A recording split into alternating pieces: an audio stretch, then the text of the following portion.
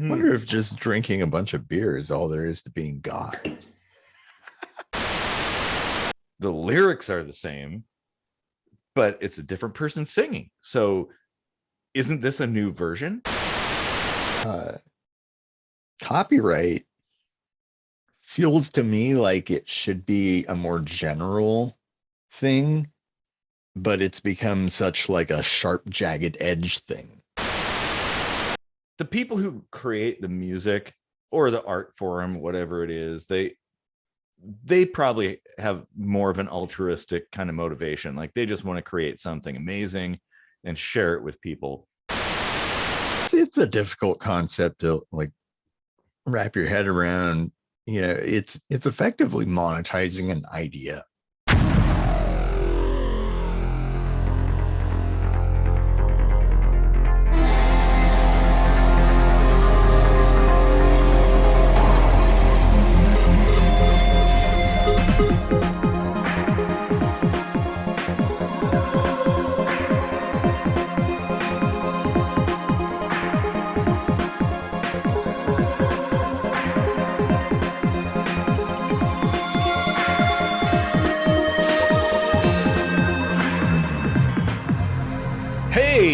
Welcome to yet another kitchen sink microscopy.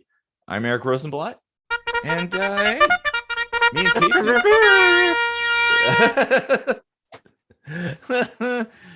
Well, we've already had a few beers, so we're a little goofy now. But Casey and I would definitely love it if you would like and share this video, subscribe to the channel, hit the bell, and maybe you'll get notifications. And if you don't like it, give it the big thumbs down. It's okay. We're used to it. We're big boys, right? Yeah, we're big boys. Can I go to the bathroom? No. You have to pee. I go to the bathroom. You have to pee in your chair. My name is May I Go to the Bathroom? And my name is Casey Rochford, and we want you to hang out to the end of all this drunken shenaniganery, because you just like sprayed beer, didn't you? No, fortunately, I blocked it. Anyway, we have a song back yonder, probably down behind the show, back yonder there. Yeah, and it's a pretty good song. Yeah, we were a band. We wrote music. Well, what kind of shenaniganery are we gonna? Did I say it exactly the same way? Wow. What are we going to talk about tonight? Well, before we started recording, we were kind of chatting about what we were going to talk about, because we're off the cuff kind of people. We could basically do what is it, lines from a hat and give a TED talk. Just give us a topic. So we have a YouTube channel, and we both love music, and we write our own music, obviously, but love music. And I mean, I don't know about you, Casey, but I love visualizing music. And something that frustrates me about music videos, official music videos, is some of them are just shite. Like they're just garbage, or just kind of lazy, or just don't really tell the story that the song is telling, or speak to the imagery of the music. And so I like to make my own kind of like fan videos based on someone else's music. And well, YouTube doesn't like that.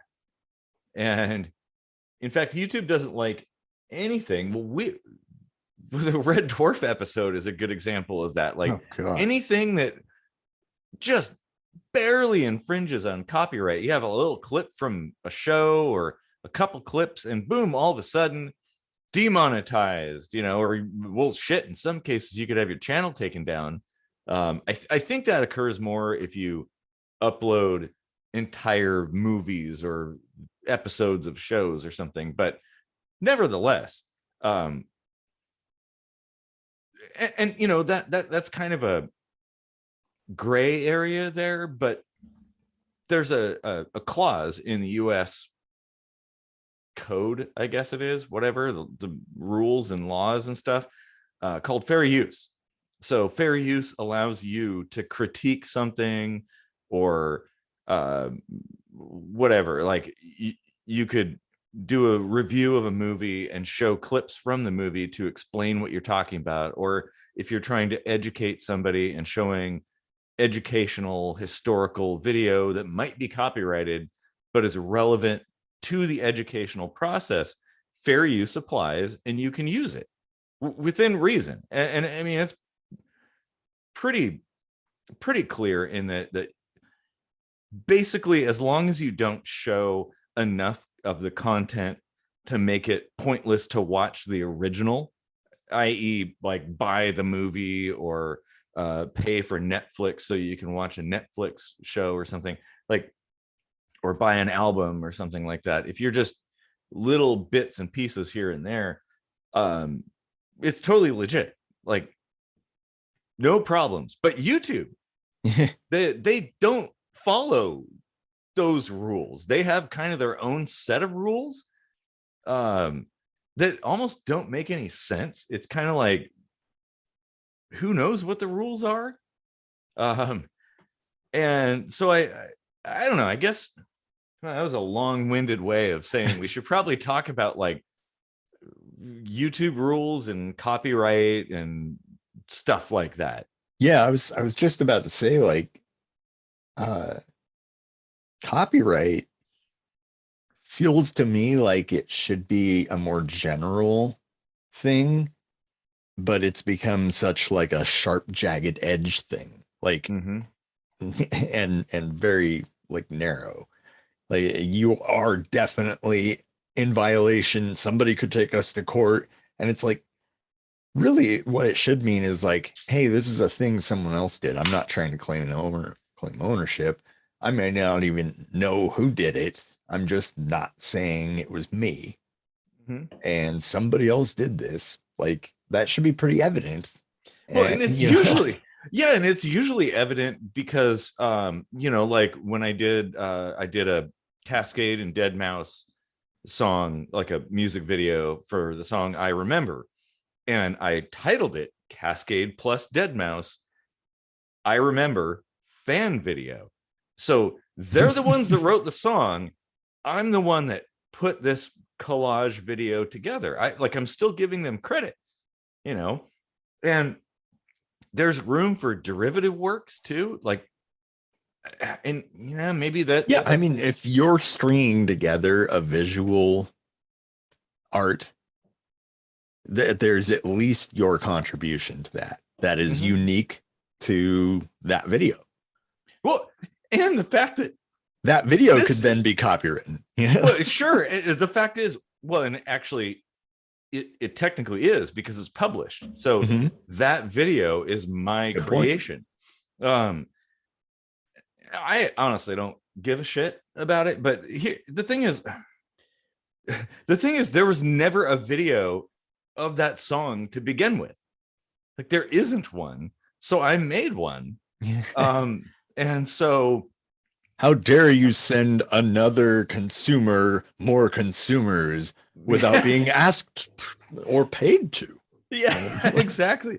Well, because, you know, back in the days of MTV and stuff, God, I miss MTV, you know.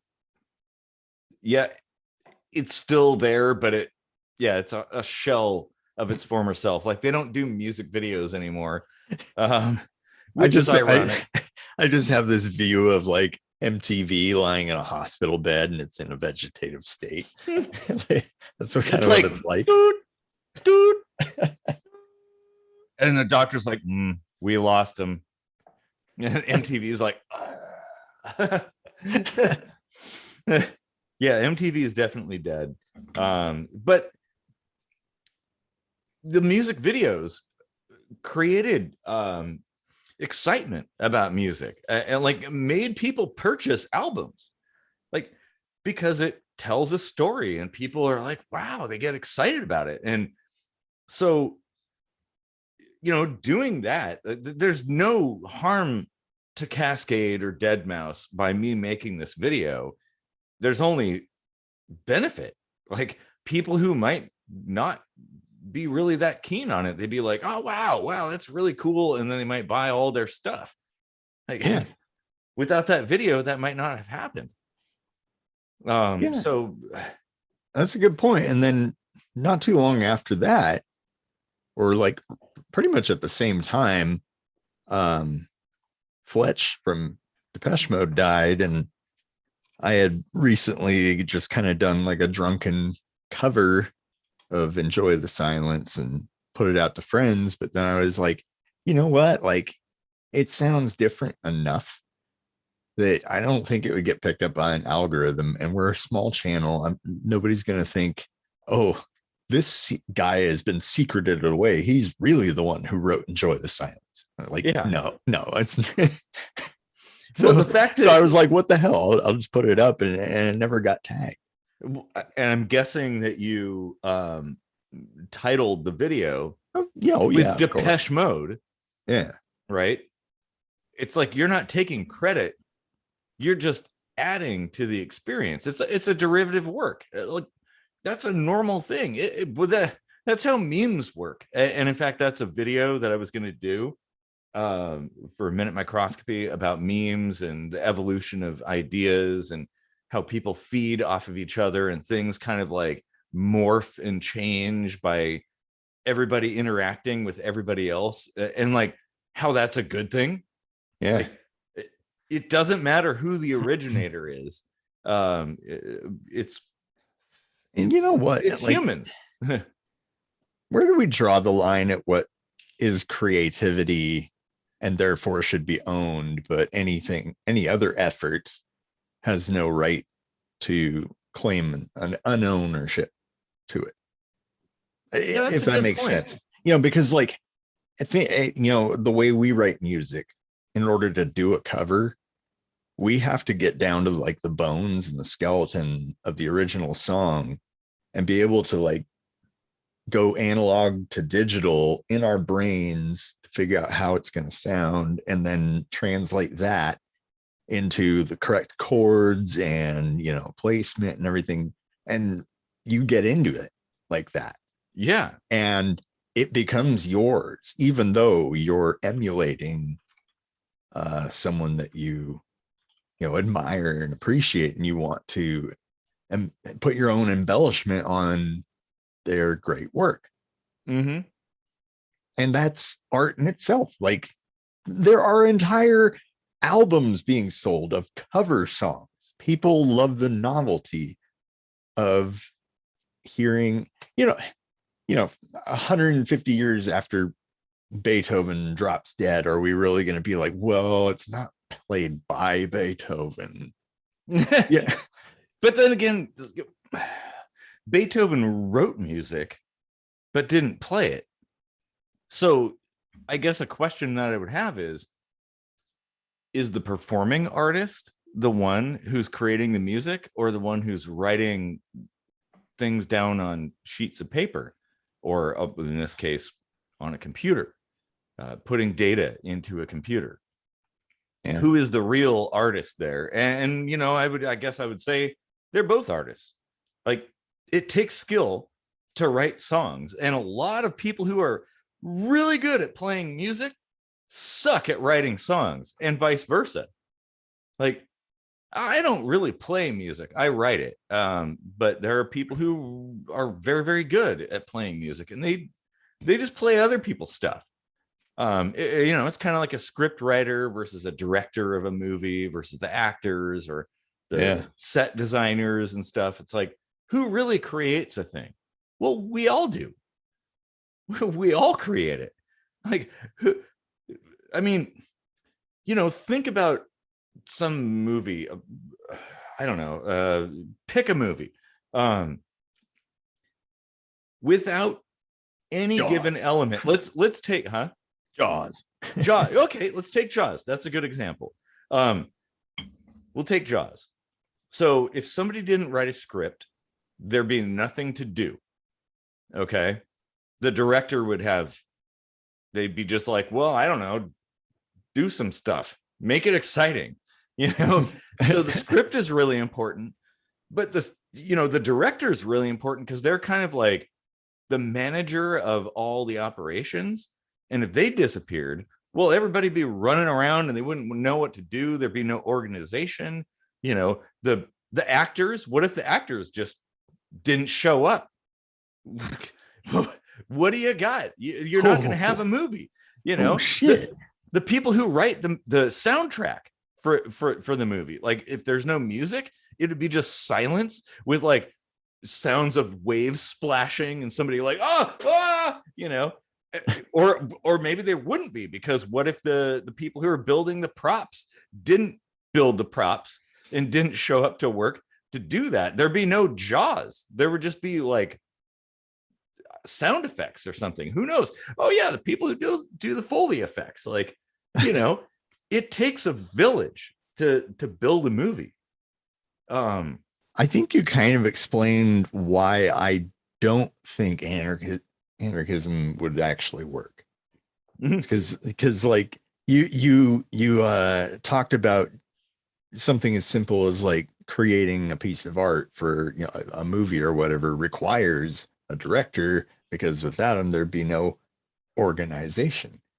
And it's like to achieve that great of a thing does require the use of a lot of people, and then you start to build like there are a hierarchical structure. Yeah.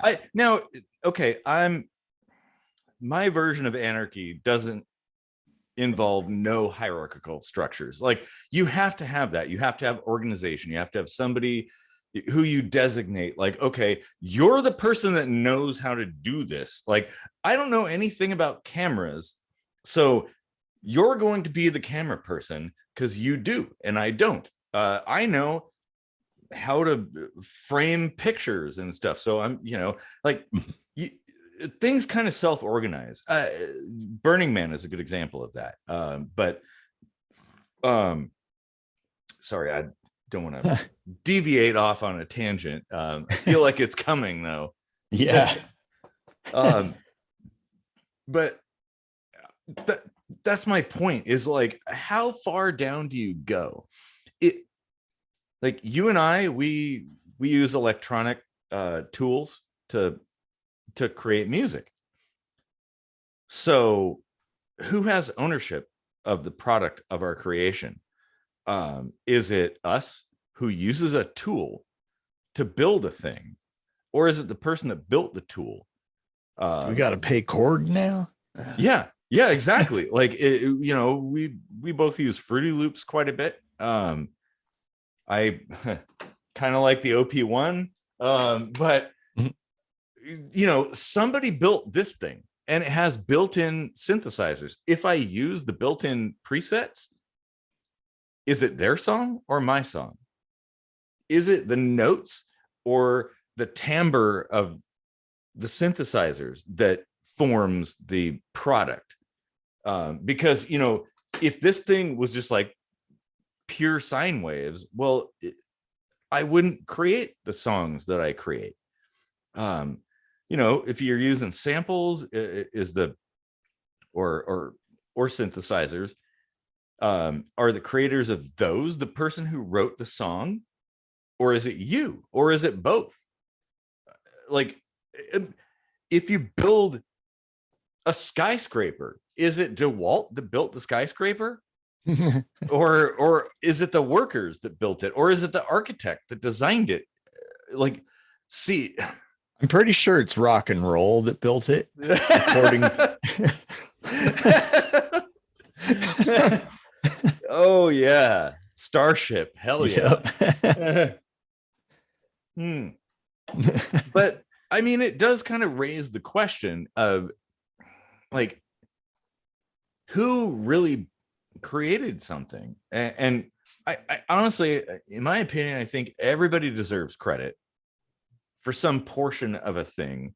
It's like, yeah, you mentioned Korg. Like Korg created synthesizers.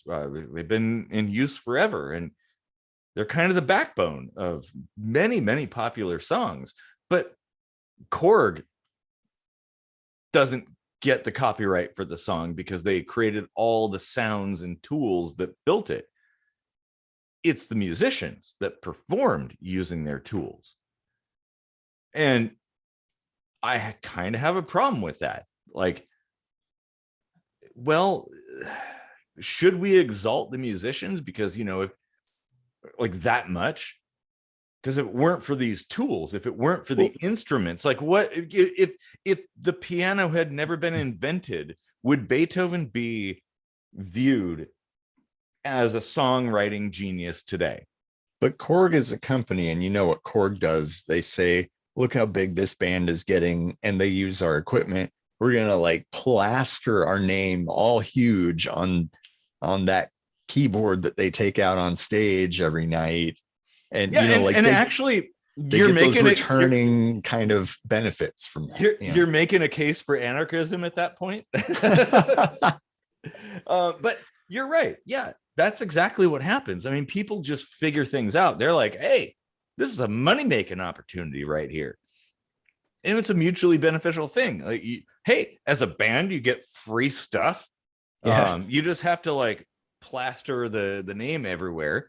In fact, they do kind of a funny thing. They like almost put out like a sticker saying they're just fine with this being open source, like Fruity Loops says, just because you used Fruity Loops doesn't mean we have any stake in the art you make or whatever. It's like they have to actually exclaim that for that to be true. Which, yeah. And that's dumb. Yeah, I agree. Like, everything should be open source. That should be like the neutral state already. Yeah. Like if you're really, concerned about your property being utilized in a way you don't want to, then maybe, yeah, you might want to control that. But yeah, by default, it's fair game. I will always stick by this. If somebody takes a song I wrote and they make a derivative work of it, like a remix or a cover or something, I'm going to be like, hey, cool. That's awesome. Even if nobody knows my name, well, I mean, it'd be nice if they, gave me credit. But if they make a whole bunch of money because their version is so much better than mine or much more popular, I don't know that, those things get conflated. Fine. Who cares?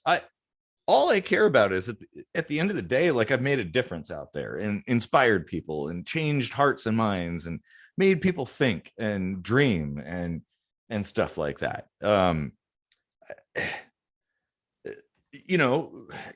it's a good feeling inside to know that you're the reason that something so awesome exists out there in the world. Yeah. It's a lot of ego, I think. Well, yeah, and when you get like big business into the mix, they don't. The people who create the music or the art form, whatever it is, they probably have more of an altruistic kind of motivation. Like, they just want to create something amazing and share it with people.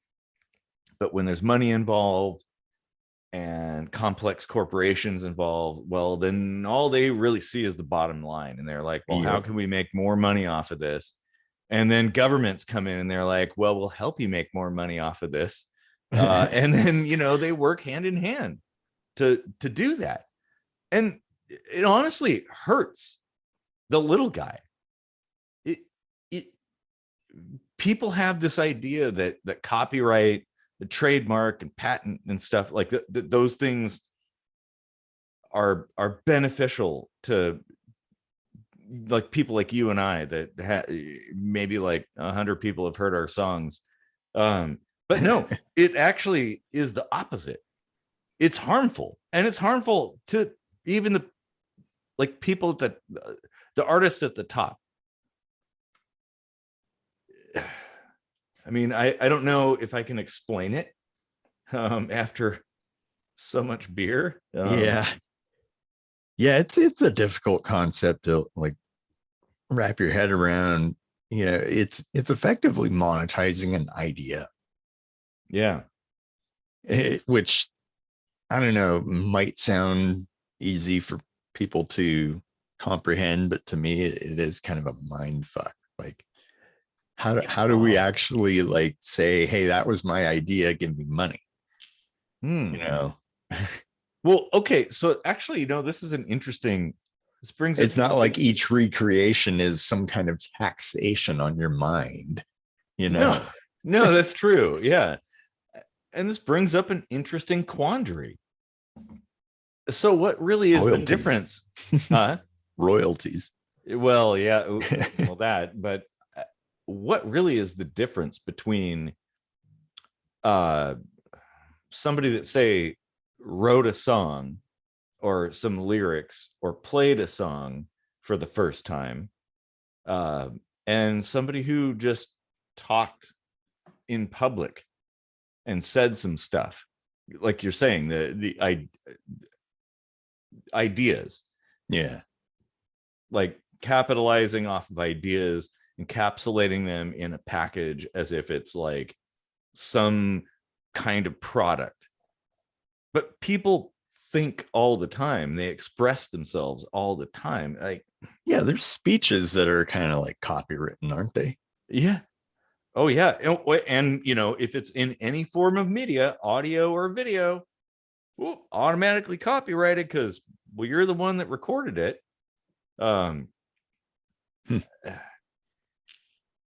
Fickle law. Yeah. Don't even get me started on patents. Oh God. I mean, it's related. It is, because it goes back to the whole ideas thing. Design ideas, and it's still like, I'm still kind of wrestling with this thought of like, what is the difference between the artist that took a Korg keyboard and played a song and recorded it and released it, and Korg building that keyboard and setting the preset synths in that? Like, who is the one that created the song? Where do we draw the line? Because again, if Korg did not build that keyboard, that song would not exist. It wouldn't sound the way it sounds. It'd be something else. It'd be like some kind of Casio keyboard or something like that, or whatever. Or they'd be like beatboxing or something. Who knows? Yeah. Like if you paid up the chain to cover whatever it is you needed to make that song, even if it's just buying the CD as a 16-year-old kid and hearing a song and then someday being like, that was a beautiful song, I want to redo it. Now you've already paid for that piece of art to be made. Mm-hmm. So to use it in your own way, I feel like I don't know, like some kind of lawyer trying to get like a natural thing, like to be not illegal. Well, I mean, even if you do some kind of revisioning of or re-envisioning of something, mm-hmm. Yeah, that's one thing. But what about if you're simply inspired by a song? Like there's the classic case of Vanilla Ice, Ice Baby, and Under Pressure, with the bass line and the piano sounds and stuff. It's like, those are really similar, but you know what? When you listen, they're totally different songs, like totally different. Yeah. So just because there are some derivative qualities, does that make it automatically, like, are you automatically stealing somebody's something that they made, and who's being harmed? I think the easiest thing to do is give credit. Like, hey, hey, I'm Vanilla Ice.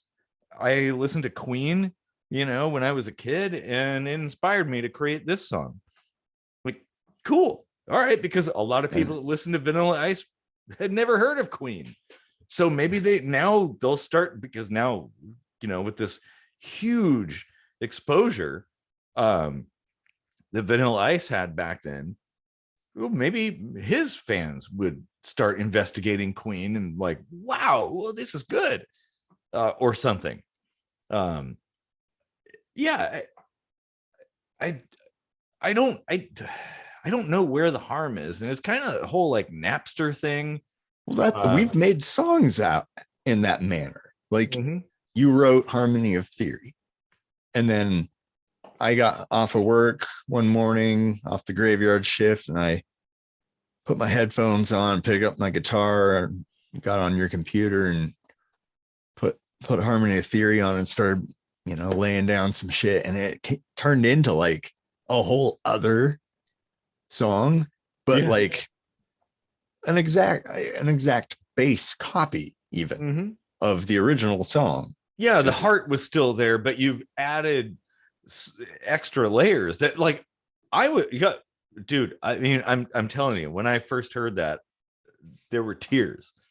Like, that was so beautiful, and I love that. Like, why do we have to legislate or get politicians involved and stuff in there? Like, it doesn't make any sense. I mean, if somebody outright rips somebody off and just one for one copies a song, just downloads an MP3 and it's like, oh, this is my song. Yeah. Well, first off, this is not the 1800s. You can just Google that shit, dude. All you need to know is that like you can go perform any song you like. You can cover somebody to your heart's content as long as you're not recording it. Yeah. Then it's not okay. But by recording it, how is that like trying to claim ownership of it any more than the actual playing in the first place? Like, yeah, because it's a version that was performed that maybe people might want to look at. Like, hey, I remember that time when Casey did that karaoke song of a-ha's Take on Me, like, oh, I want to check that out. But oh no, demonetized, because that's our song. That's a-ha's song. Oh, it's like, yeah, it is, but they're not singing it, Yeah. and this goes back to my whole point about like, who owns a thing? Like, if a-ha is not singing Take on Me, but you are, and it's some kind of karaoke back, soundtrack, track of the song. Well, I mean, the tune is the same, the pitch is the same, the lyrics are the same, but it's a different person singing. So isn't this a new version of that song? Like I'm saying, all of this goes back to the idea of, does the piano manufacturer own the song played by a pianist? Because the pianist on their own doesn't have a piano. They buy the piano or they get the piano and then they play. Sadly, without the piano, they're just an ist. Yeah, exactly. Well, yeah, I mean, you're just fingering the air, basically.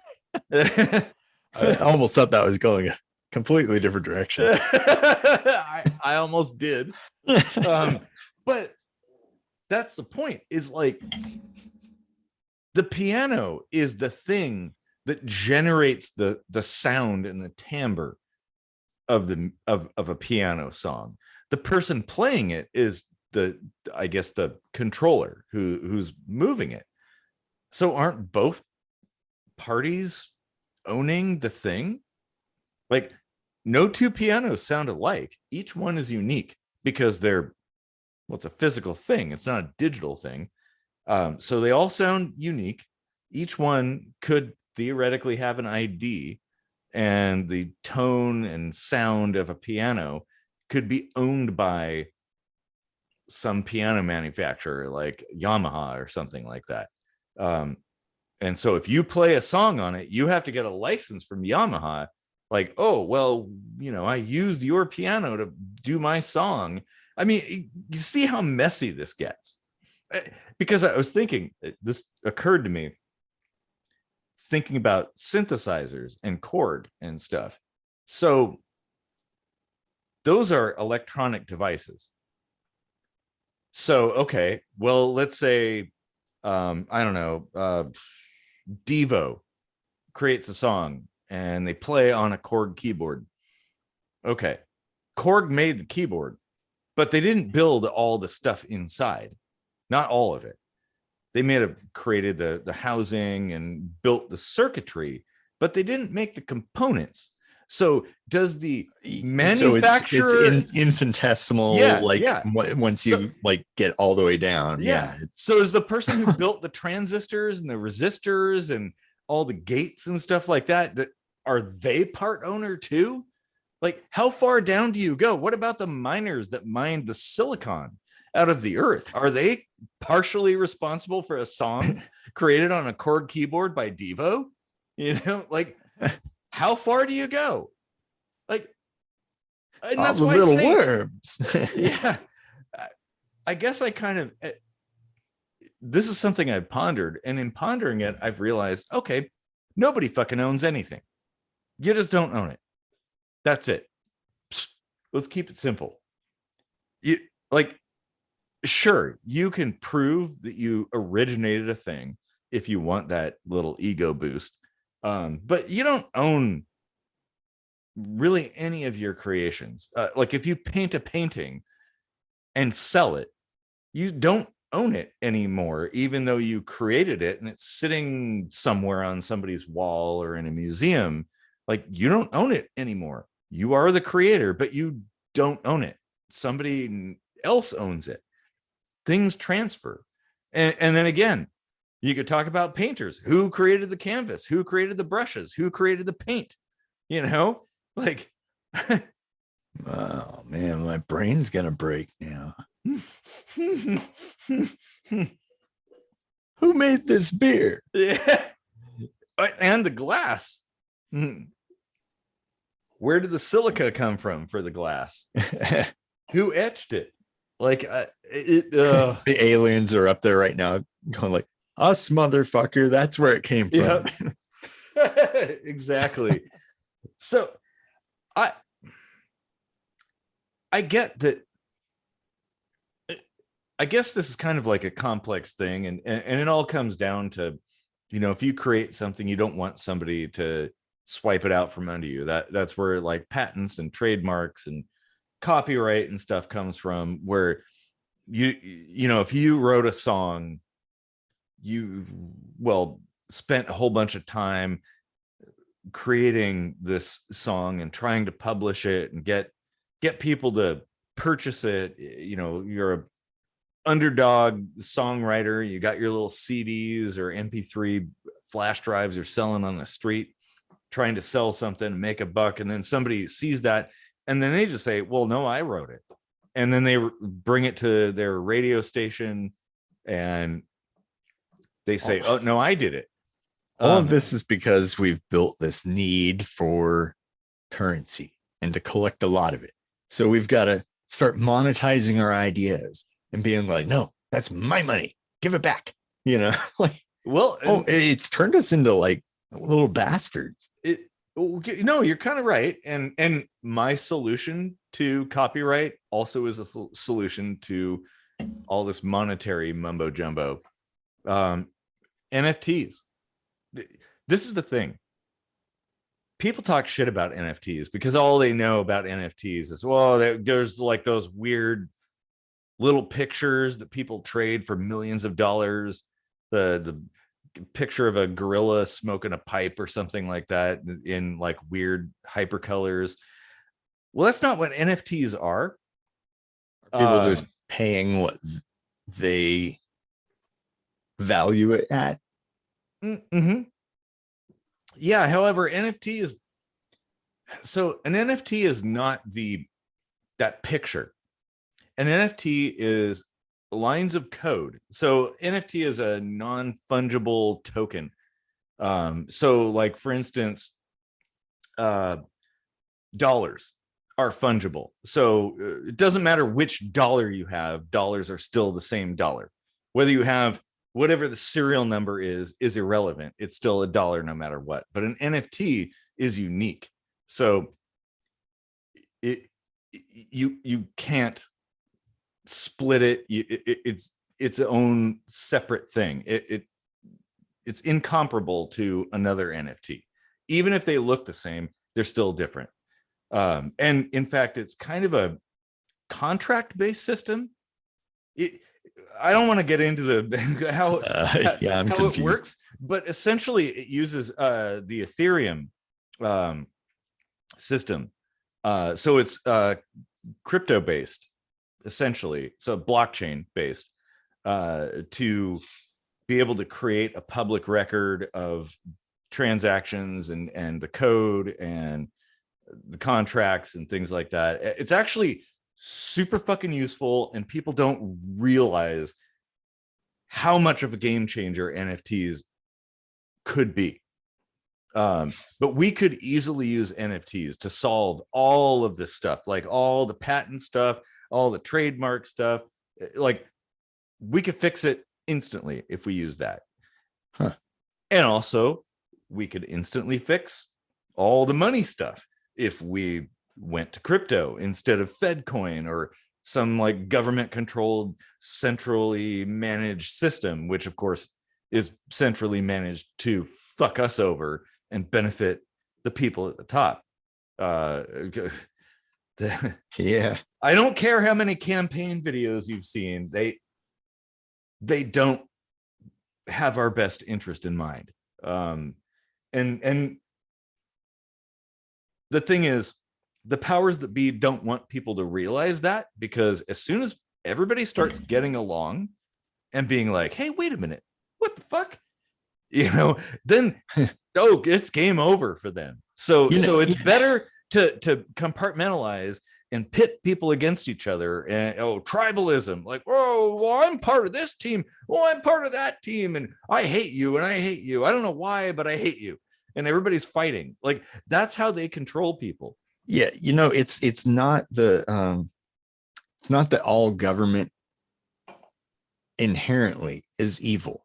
Like you can have a structured and moral, ethical organization for something as, let's face it, like as countries go, we're kind of small population wise. Yeah. Like controlling that many people that could be done is done in the world in a more ethical manner. It's just that we had a lot of rot that somehow won over and is basically like has infected the entire top level organization of this country. Well, and I guess that would be because the fact that we as members of this place, this state, this country, whatever you call it, have deferred control to a select few, and well, that breeds corruption. As an anarchist, like when you don't cycle it, yeah, and that's the problem. Like, no, you're right. That government needs to it's not just like a thing that we plucked out of the air. I think they had the wherewithal to be like, hey, being in this kind of position for too long ruins a person. Yes. Like it will turn anybody mad, because like there is always that temptation to serve yourself, but like you should be able to like maintain some kind of like like it's always the people, the plucky new starters that are like the most by the book and ready to do everything the way they're supposed to, because they still got that driving fire beneath them. Sure. And maybe I guess the problem with governmental systems as they stand today, it is that those who envisioned and created them had this kind of idealistic assumption that there are altruistic people out there. But no, everybody's self-serving. So that's the fatal flaw in the current design of things. And you know, people who know me know I'm an anarchist. But government is not antithetical to anarchism. Government is just a concept, you know, like regulation or hierarchies or something. That's a good point. Yeah. Yeah, it's like the whole idea of like some structure doesn't necessarily have to mean it's this kind of government. Exactly. Well, like think about our YouTube channel.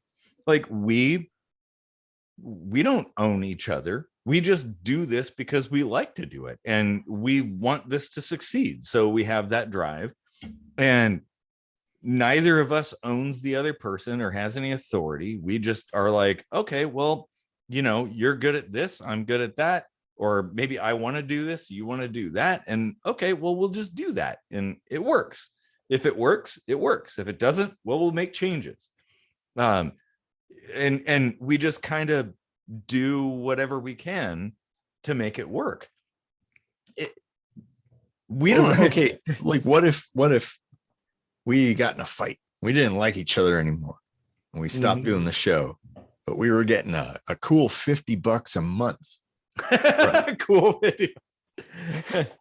that we shouldn't spend all in one place. You know, we were getting like $50 a month, but you know, the shows are still popular. You know, we just left the channel up, whatever. And the $50 a month is still rolling in. Well, who gets to take what? Well, and after the fact, and how much? How much did you talk? How much did I talk? Well, and that, yes, that does kind of get complex. Was it your song? Both of us? How drunk were you when we wrote it? And that's where a bit of trust and you know, friendship and you know, the desire to get along comes in. And maybe, well, we have a history of just figuring things out and things just kind of work.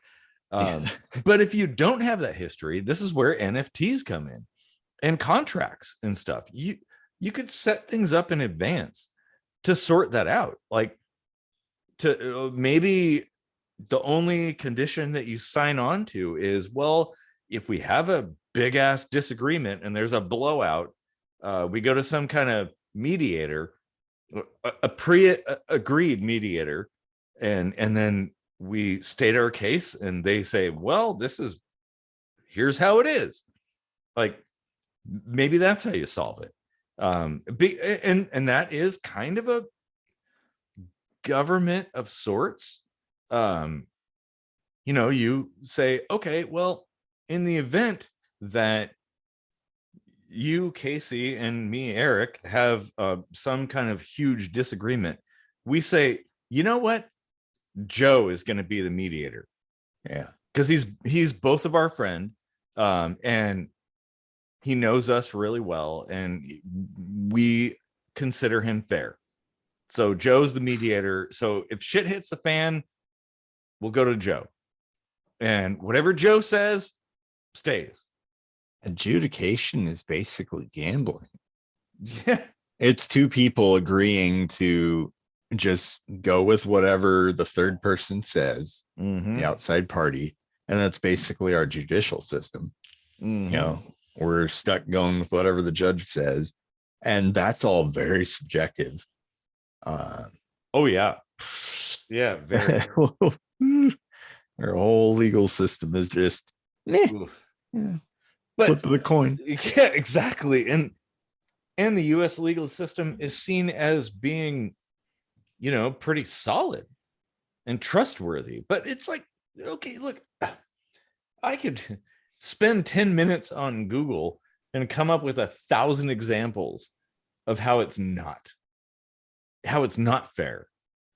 like how it does harm to society and damages people's lives and doesn't solve problems. Because really, at the end of the day, aren't we want to solve problems? We want to get along, right? Like fix some kind of conflict that we have, right? Like that should be it. So, whew. Oh, yep. I knew this is gonna get deep. Yeah. This is really good. I mean, yeah, like, you know, the whole idea of copyright carries so much with it. Yeah. Like your very thoughts are basically taxed or property. Yeah, like and you know, this is the thing that's most insidious about copyright. People defend copyright law as like, oh well, you know, it's helping the creator. The creator of the thing owns the property. But if you are employed by a company and you create something, it's now property of the company, not you. It's property of the company. So if you're a songwriter who's signed on to some kind of you know, studio or whatever, it's not your song anymore. It's their song. And so, and you've signed your shit away. Oh man. That's more gut-wrenching to me than like losing a bunch of money. Yeah. If I lost the ability to own my own art. Well, money isn't everything. And money, as we've discussed many times on this show, money isn't real. It's inconsequential. It doesn't have any intrinsic value. Like, but what does is your expenditure of your life, how much time you spent building something and creating something, you know, or your recognition for having done that. Isn't that more valuable than all the wealth in the world? I would argue yes. Yeah. Huh. I just started going down this rabbit hole in my head about intrinsic value and how nothing really has like intrinsic value. It's all some kind of value we've pasted on it. Because like, if I mean, my skin cell died, it ran its course and it sloughed off and created dust in my house, how much value do I put on that dust versus how much value I put in it to protect me from the elements while it's, you know, alive and doing its duty? You know, like intrinsic value is subjective too. Well, all value is subjective. Yeah. Intrinsic value is kind of like a facade. In fact, but I mean, the phrase intrinsic value to me implies that there's some like, oh, this is obviously a value, which like, is impossible. Right. That's my point. That it depends. You know, there was a time back in the 90s when people sold their houses to buy one Beanie Baby. I never did that because I fucking hated Beanie Babies. You know, like, but and there's the classic court case where people, a couple that was divorcing, they brought all their Beanie Babies into court and had to divide them up. Yeah, that's fucking crazy. It's totally wild, but that's based on an intrinsic value kind of system. Like, things automatically have just an assumed value, but that doesn't exist. Like, if somebody handed me this stupid beanbag bear and said, hey, give me $100,000 for that, I'd be like, yeah, fuck you. You know, yeah, there's no way I'm going to give you $100,000.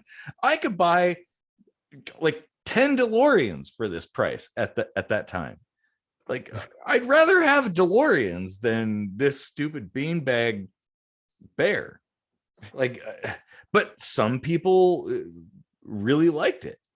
And that's fine. everybody has their thing, just like everybody has their kinks. But yeah, there is no such thing as intrinsic value. And that's why we're conditioned to think that behavior like that is crazy or, out on the fringes. It's just people who really value something differently than you do. Mm-hmm. Yeah, I'm sure out there somewhere there's a group of people, a handful of people who love Japanese fans. I kind of wish I had one right now because it's super hot up here. But sure, we have tons of Japanese fans. Oh, you mean? Oh yeah. The fold out fans, yeah, those little fans. I used to collect those when I was younger. But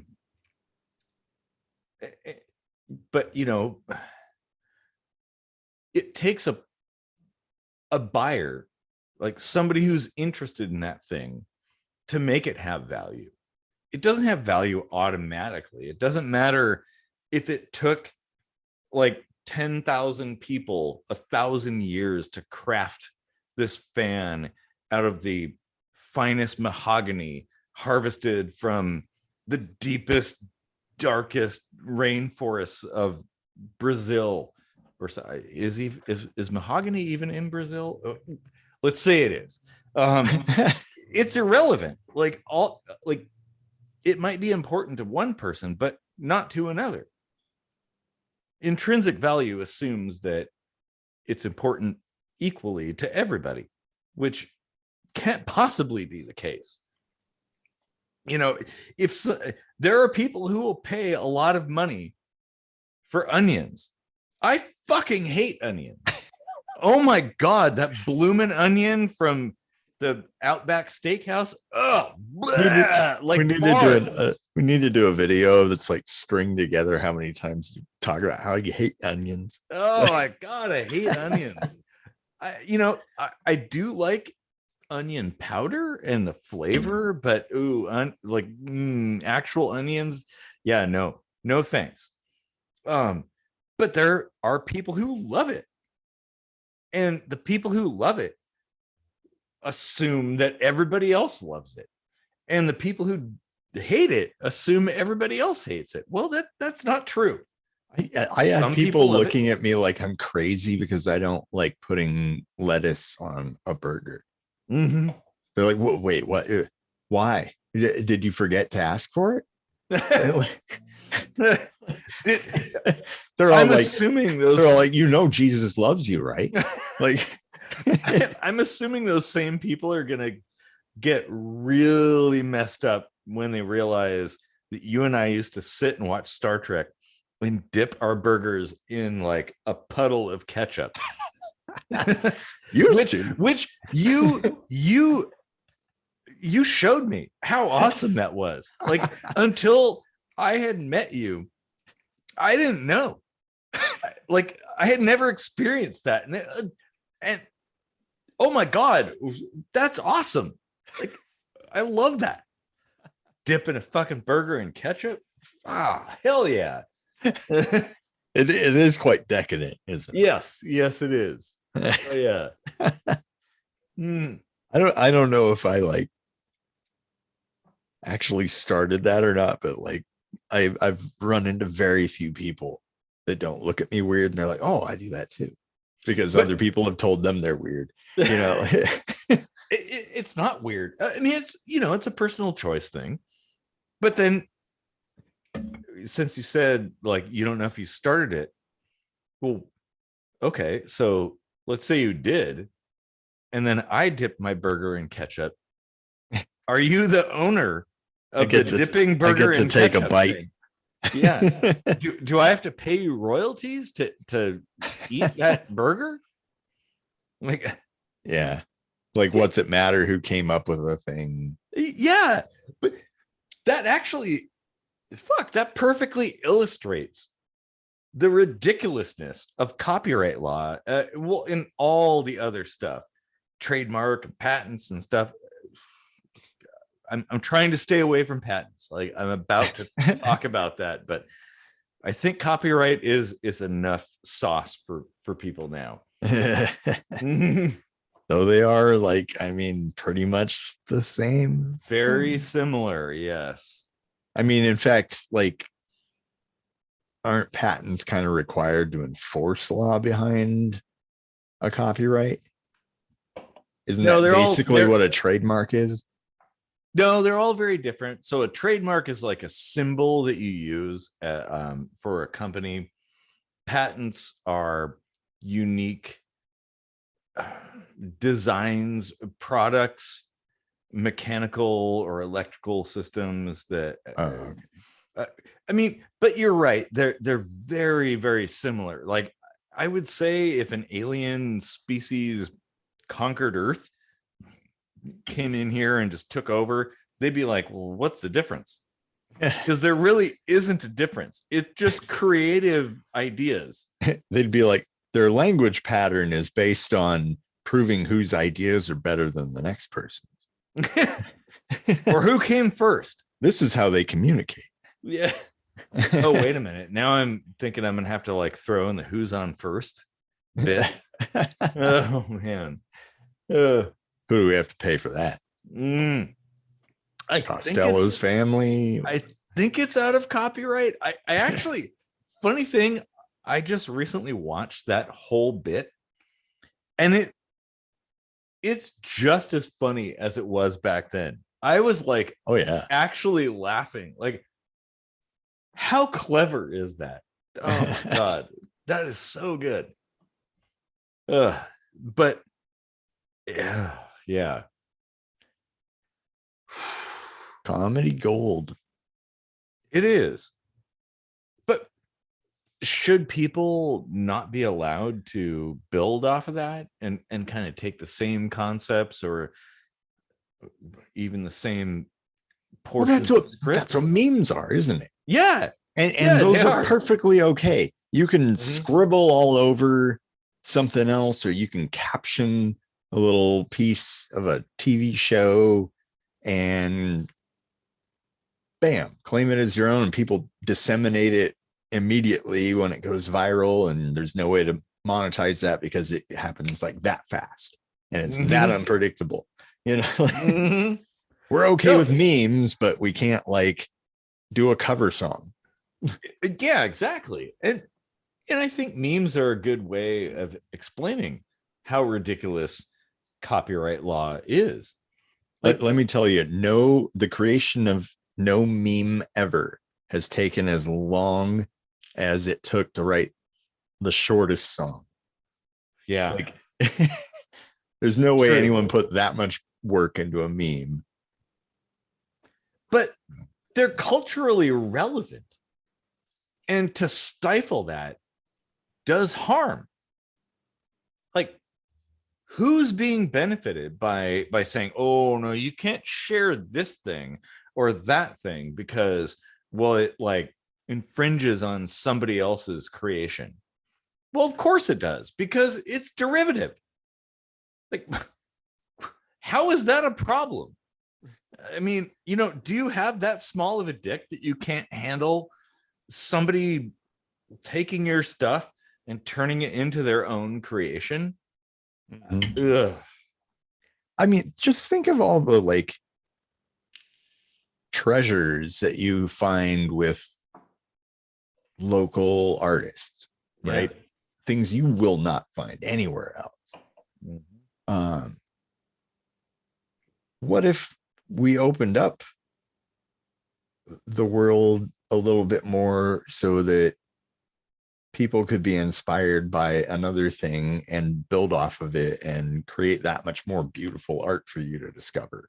Yeah. Like, I don't know. Well, and this is where NFTs and blockchain really shines, is that there's a chain of custody there. That if you really want to know where something originated, you can. With governmental systems, you absolutely cannot. So technology for the win. Interesting. Yeah. I'll have to look more into that, because that's almost sounding pretty similar to that idea I had about like smart money.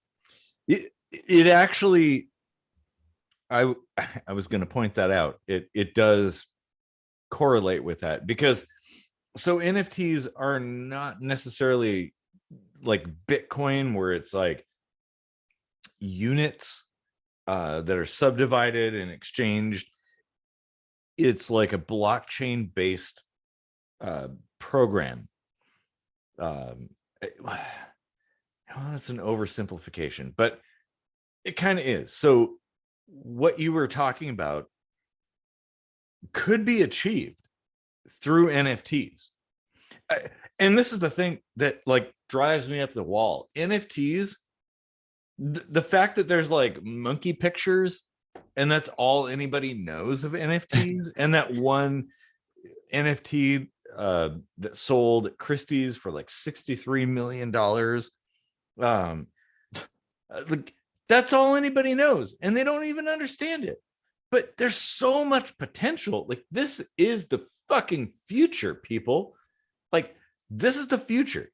This is the way to solve all of the stuff that we will defer to government to solve. And they don't fucking solve it anyway. So I'll do it myself. Yeah. It is interesting. Like if you try to envision a different way of mediating exchange between humans, it's almost like chased off. Yeah. Like, oh, that's not good. No. Don't think about that. That's a bad idea. You know, like, oh, that's communism. You know, I feel like we're almost brainwashed or conditioned to just think like this is the only way to handle economy, you know. What and it's kind of amusing because, like, okay, sure, that's fine. It's okay to think that. But when has it worked? Show me evidence that it yields the fruit that it's presumed to bear. Like, when has any of this done any of this stuff that it purports to be able to do? Well, okay. I mean, like, there is evidence, like, you know, the road system that we have, you know, the homogenized road system, you know, it's not like, oh, this group of people got together and put together a cobblestone road, and then you're going to come across brick, and then somebody went to the trouble of doing asphalt. And it's like, we have like a structured system that we rely upon, and things like that. Like, and those do serve their function. They get us from point A to point B, stuff like that. Sure, but so that's government working. But like, that is kind of like the roots, the brainstem of government, if you will, like the basics.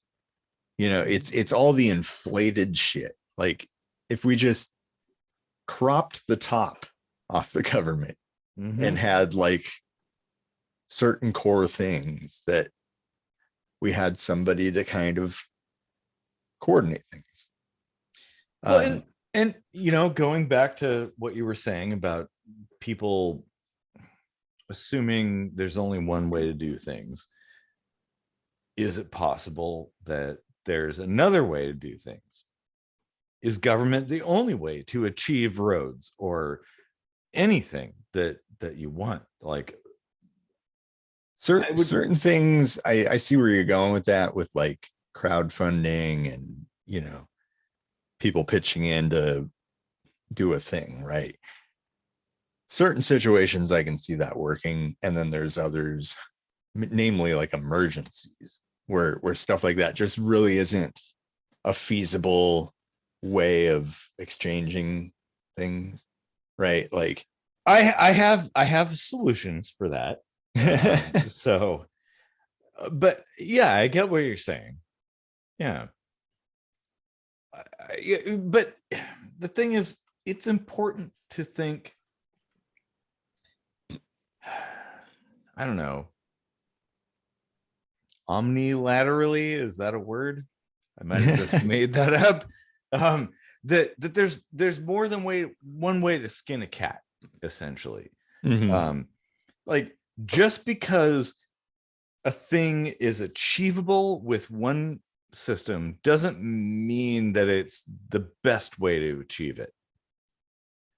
Man, what if it was just kind of generally chill and relaxed enough to where people just let people handle disputes however they want, as long as you see some kind of organization, meaning one person's not just beating on the other person physically, Yeah, well, to get what they want. sure. And I would argue, just like mediation or contract law, the best way to do things is to agree to the terms in advance. Like, you and I have a disagreement. We're like, okay, this isn't working. So we're going to have some kind of epic rap battle or something like that. So the best way to achieve that is to lay out the terms in advance. Like, okay, here's the rules. Whoever wins, whoever comes out on top is the winner in this particular battle. Yeah. That's how we should do things. And like, we would solve like most problems going that route. Yeah. And you don't need some authoritative organization above you to decide that. You and I can like make an agreement together. Like, oh, hey, Joe's going to be the ultimate arbiter. He's going to be the guy that's going to decide. He's going to watch us duel with our dueling pistols or something like that. And, he'll decide it. And that's fair. Like, Yeah. And if people saw that whatever way they were going at it could endanger others, and they come together and try to put a stop to it, or place a penance upon it of some kind, and just settle those things as soon as possible, as simply as possible. Well, yeah, because you would want to settle things before they get like really shitty. Because there's lives and livelihoods on the line, and oh man, this is oh man, I feel like we're designing a new universe. Yes, holy shit, we really are. Wonder if just drinking a bunch of beer is all there is to being God. Probably.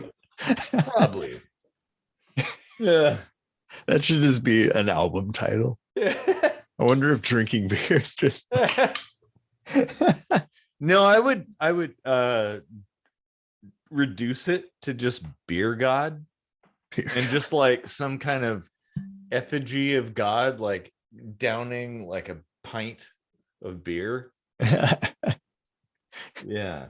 And all the songs are in praise to beer God. But it's a good way to solve problems. Like, that is kind of the thing. Like, humans have conflicts. We disagree. And how do we solve those conflicts? Is it through some kind of ivory tower demigod, or is it through just like having conversations with your friends, assigning an arbiter that you trust, I don't know that I could trust a government arbiter, which would be the courts. Yeah. I sure don't. And I'm sure you're not alone. The courts have a pretty shitty track record for actually solving problems. Like, okay, sure. People look at things and they're like, oh, well, the law says this, therefore that. The courts obey the law, but is the law infallible? Is the law the foremost sensible I feel like analysis? I feel like this whole conversation from copyright into, I don't know, almost an argument for vigilante justice. Kind of. which I think is actually kind of related, because like it's one thing to like agree, oh hey, like we'll let this person decide our fate or whatever, but there could still be an element of bias that would make it woefully apparent to you that it's unfair, but you're beholden to it just because that's the only way. Well, and once you've signed on to it, like you're stuck in, like that's it. Like once you've like signed on to the justice system, justicing you, there you go. It's like we make the laws gray, but the justice is what needs to be gray. Yeah, the laws should be what they are. Like, don't kill each other. But like, say it's in self-defense. Well, the word self-defense is like a modification. We're already like naturally leaning towards making the justice itself be gray. Yeah. Like how you handle the bad thing of killing another person is shifting the justice and not the law. And that's something that I feel is a little bit corrupted from the origin of this country's founding. Like, it was supposed to be a jury of your peers. What is a peer? Like, if you're a homeless guy who's selling crack on the street, shouldn't the jury be composed of homeless people who are selling crack on the street? Or ideas? Yeah. Like, say you have like this scientific theory and you're trying to argue for it, and there's like a baker and a policeman and like a lawyer who like sitting on the jury, just like a bunch of people that have no fucking clue what you're talking about anyway, and they're just whatever. How are they gonna have like an informed opinion of your plight? No, and they're disconnected. That was the thing that like really bothered me about serving on jury duty, is how well-to-do everybody was. Like, this was a guy down on like J Street selling crack, and I was the lowest rung of the socioeconomic ladder in that team. Most people were like Boeing engineers. They made six figures. Everybody made six figures. Like, fuck. Are they the people who should judge this guy, or should it be people who live down in that area? Like, this is something I think about all the time, and why I will never, ever do jury duty ever again. Never. Yeah. No, that's a great point. Like, and we let lawyers pick and choose who's on the jury, but like, you have no say. Like, the jury, fuck your witnesses. the people you would call for your witnesses should be the jury. Like you have a disagreement, you each get to pick up, like 15 people or something to pit against their 15 people, and they get to decide as a collective, like, that's a really good idea. Because they know you, they know some of your story. Maybe they've seen a lot of the interactions in your disagreement, Yeah. I mean, that's a jury of peers. Yeah, exactly. Well, I would rather see, if I were going to court and had a jury, I'd rather see people like our friend Joe on the jury. Yeah. I wouldn't want to see a Boeing engineer who makes like 10 times my salary and has like 6 kids and lives like in this giant 3-story house. Like, he is not my peer. I'm actually closer to the homeless camps on South Tacoma Way than I am to that Boeing engineer. Like, in fact, I have homeless friends, but I feel more connected with them than I do with, somebody that is making all kinds of money and stuff and is feeling all comfortable. Like, no, I don't want them to judge me. Like, they don't know what it's like to be here. And depending on anybody to judge your situation has really nothing to do with their money or their status or anything. It's their level of empathy. True. Like you make a good argument to anybody for your case. If it's good, like it should pull at their heartstrings. But like, there are people out there that are just fucking human garbage. And that's regardless of money. There's and human garbage CEOs, there's human garbage homeless people. Like it's just out there. It doesn't have anything to do with anything except empathy. Yeah, that's a really, really good point. But that is not something considered by the court system. Nope. I get it. Like, it's complicated. How do you coordinate that for thousands of people coming through a courtroom in a day? Like, these 15 people are with these 15. As who vets them, like whatever, Well, as an anarchist programmer, I would say machine learning, that's the way to do it. So you would say, essentially ask questions of the accused and then put those together in a collage to dispense to the potential applicants of the jury.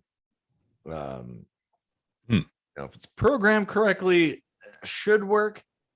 I mean, it's probably better than the current system we have.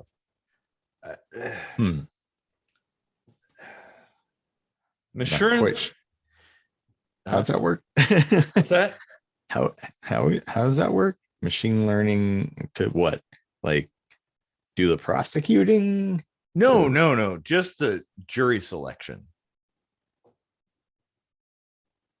Oh. Yeah. But it's come a long way since we were kids. Just saying. Oh my God. Actually, like that brings up another thing, that the whole idea of machine sentience and stuff. Like shit. And wouldn't it be interesting to ask a machine what it would define justice as? Ooh. Well, I kind of want to ask that of the 20q.net system, this long-term machine learning project that's been going on for decades. What is justice? Huh. The thing is, like, humans presume a lot of stuff, but don't really know a lot of stuff. A computer analyzing us and analyzing us based on what we say ourselves is pretty valuable. Like, and I think valid.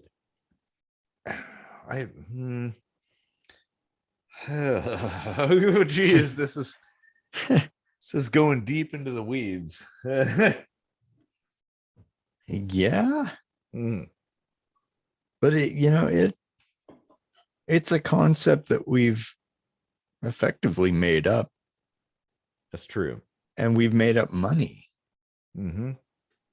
And yet we have such a visceral need to defend the former more than the latter. Like justice at all costs, and things like that. Well, and money at all costs. Like this attachment of emotion to a product, I think is harmful. I think it harms everybody. And it's pretty evident. You just have to look at the results of what governments do to know that it ain't working. Same with the economy. It ain't working. Well, those are intertwined. The way we do it. Well, it shouldn't be, but no, it shouldn't be. Because the thing is, like, if you go back to hunter-gatherer societies, all that matters is securing food, water, resources, and stuff. You don't have to pay taxes. You don't have to file paperwork for that. But, well, government comes along and now you got to do that. Got to file paperwork. Got to fill out a tax stamp for that shit. Like, yeah, I mean, what? How is anybody surprised that there are homeless people at this point? You know what? All we got to do is just collectively say, you know what, government, if you won't take taxes from us, we won't charge you for anything you need. Okay. Well, yeah, that's good. Just basically make them zero cost. Yeah. And that most people say, well, you're not giving them money. Well, they're not going to ask to take money or whatever. But like, no, you're right. And I would go a step further and I would say, imagine a fast food restaurant that you go through the drive-through and you order a burger and they hand you a salad. Well, you would go back through the drive-through and protest, and you'd be like, the fuck? I ordered a burger and he gave me a salad. And with the way things currently are with government, it's like, well, they're the authoritative system, and so, well, salad's all you get. You ordered a salad, right? Like, no, I didn't. Well, yes, you did. Well, the alternative could be you drove 45 minutes to get home and then saw you got a salad. Are you going to drive an entire hour and a half extra just to get your burger, or are you just going to eat the salad? Well, I would eat the salad, but I don't know that that makes the I'm concept just saying that's how we correct. kind of settled into that. I think they made it Yeah. so convenient to just do that rather Mhm. than something else. Oh man, this is such a good. This is so good. And that's how money was born. Yeah, yeah, kinda. This piece of paper is worth a bunch of money here. Yeah, Go tell someone else that I said that that's was worth a bunch of money. piece of copper. This little slip. Yeah, this is worth that much. Oh my God, we've run out of oil today. We'd better up the price really, really high so the people that need it just can't afford it. Yeah. Well, if you are concerned about inflation and don't like it, thanks, Nixon. Yeah, it's like the people Fuck that you. the people that want it just need to be able to afford it. Mhm. They don't represent the supply and demand. They just represent, like the most low hanging fruit of demand. But they're not using the monetary system. They're not using it because they want to. They're using it because they have to pay reparations using that same monetary system. Like, if this were liberated and free, nobody would really be that. I mean, yeah, there's going to be some complications, but you wouldn't be that at odds with it. But because, well, when the bills are due from the government, they demand penance in Fed coin. So, well, you got to have some Fed coin. So you got to work within that system. I feel like that's very buzzword heavy. Fed coin. I coined that. Hey, man. Did you? Yeah, I did. Oh. Yeah. But I mean, the point is still relevant.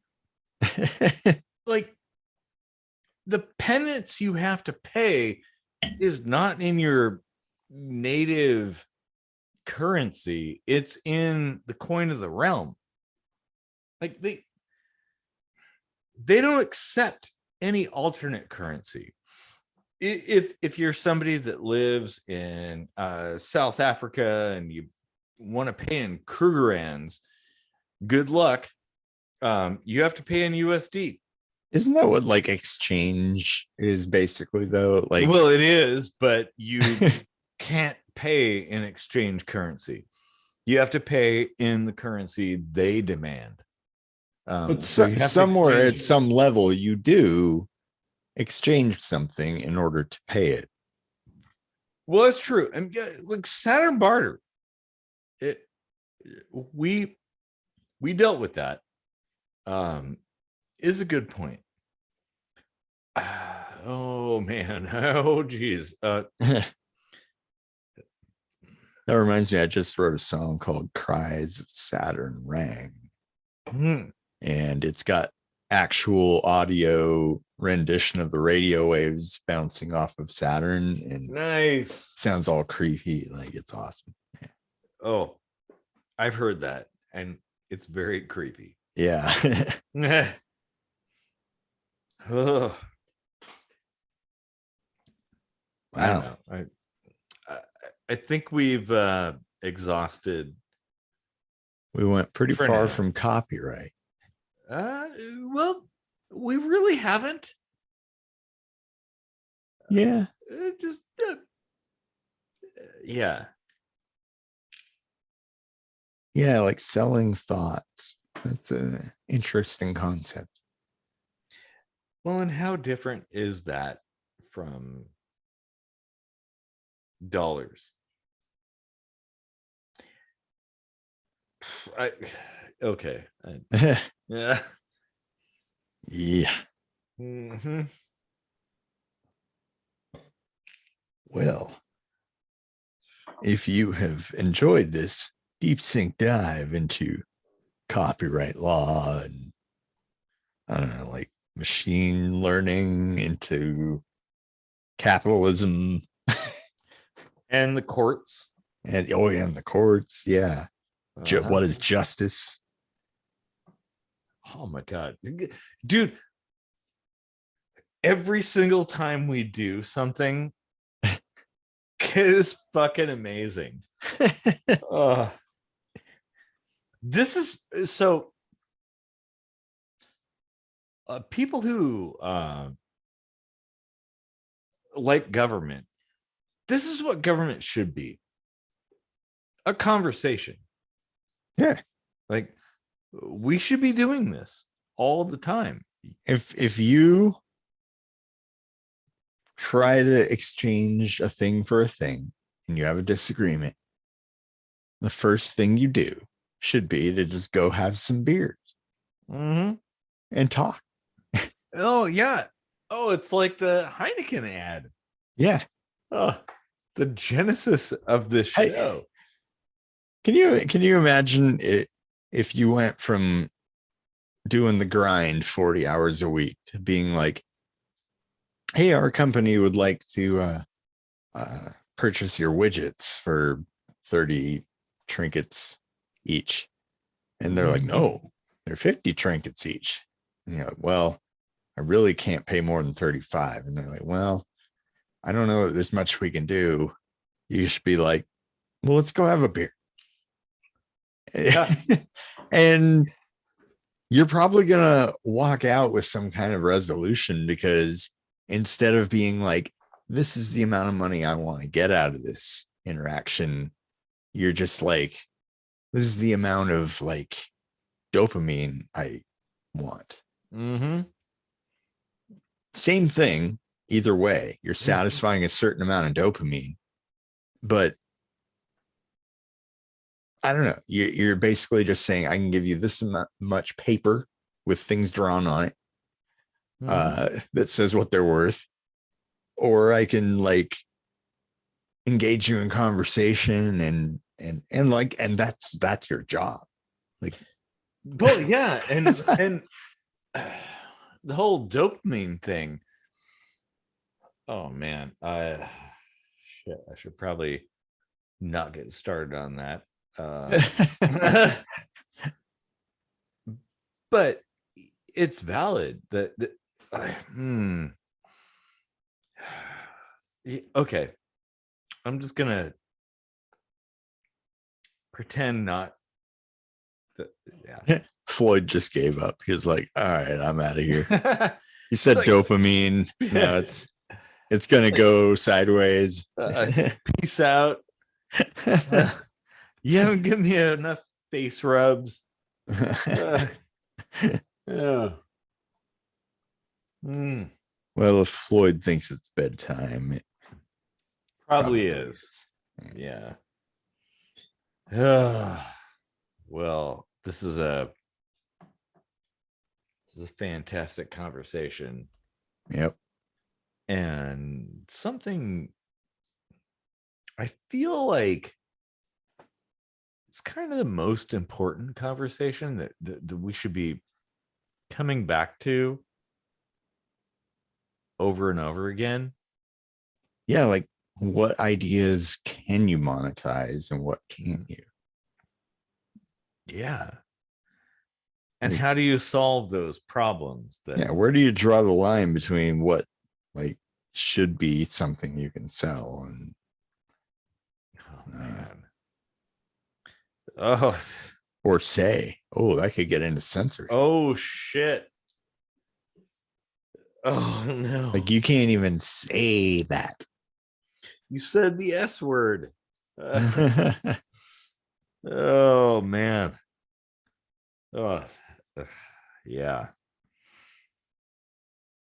Well, so for everybody who's still around, I hope you gain something and continue the conversation. Like we don't really have all the answers. I don't proclaim to have all the answers, but together we can. You get enough people together, drunk enough, and I do like it when people comment and I can give a response and we have our own little exchange of ideas. It feels like saplings growing off the episode. Yeah. Is this show like a rose bush? Huh. Every rose has its thorn. And we could not catch him. I don't catch him at all. And he was